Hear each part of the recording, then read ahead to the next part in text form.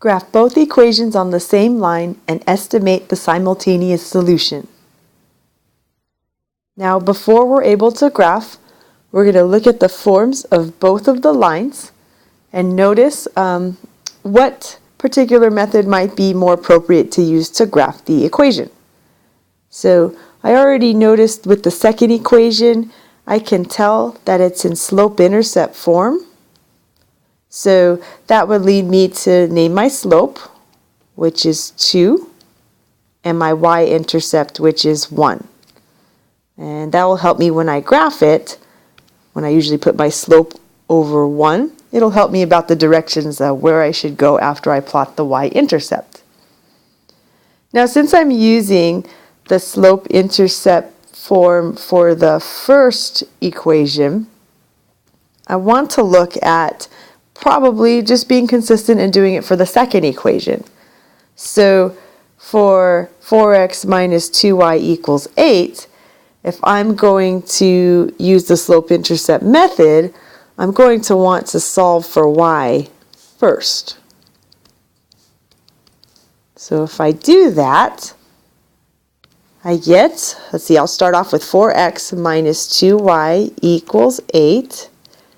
And in order to solve for y, I'll subtract 4x from both sides.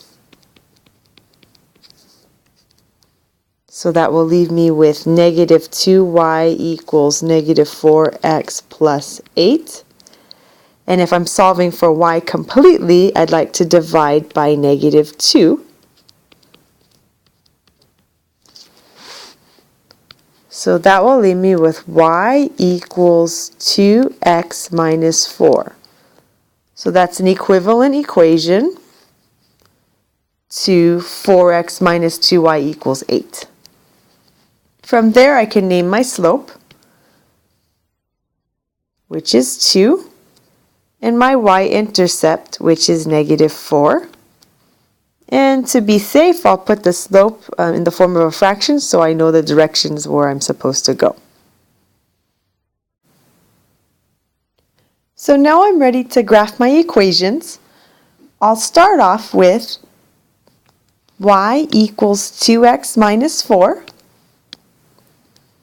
And I'll begin by plotting the y-intercept. So that means I'll start at the origin and move down 4 units. So that will leave me with a minus 4 to begin with. And again, the slope for y equals 2x minus 4, the slope is 2 over 1.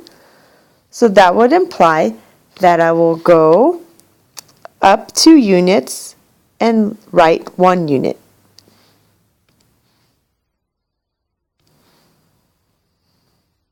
And I can keep doing this so I can get a more accurate graph. So I'll connect my points with a straight line.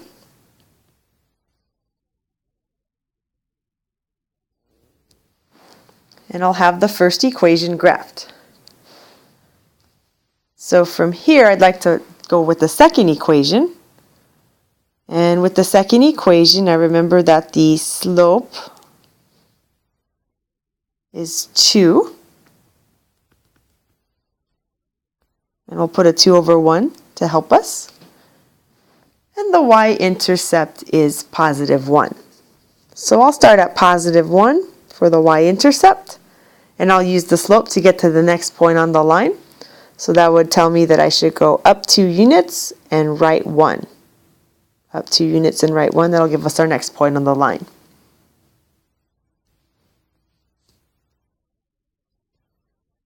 Do that again just for accuracy. And we'll connect our points. As straight as we can. So one thing I'd like to point out, normally we're used to seeing the lines that we draw, we're used to seeing them intersect in a single point. I kind of look at these lines and I notice that they are parallel.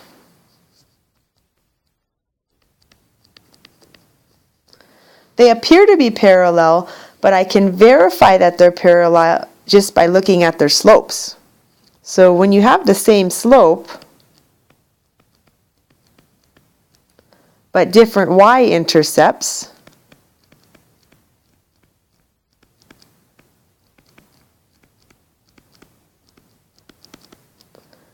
you've got yourself the case of parallel lines.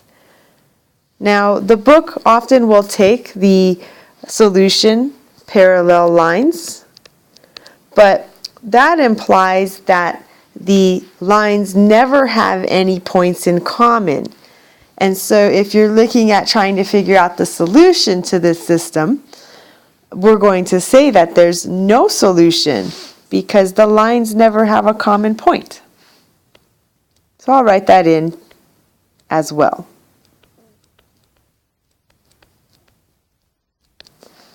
So the system 4x minus 2y equals 8 and y equals 2x plus 1, they happen to be parallel lines.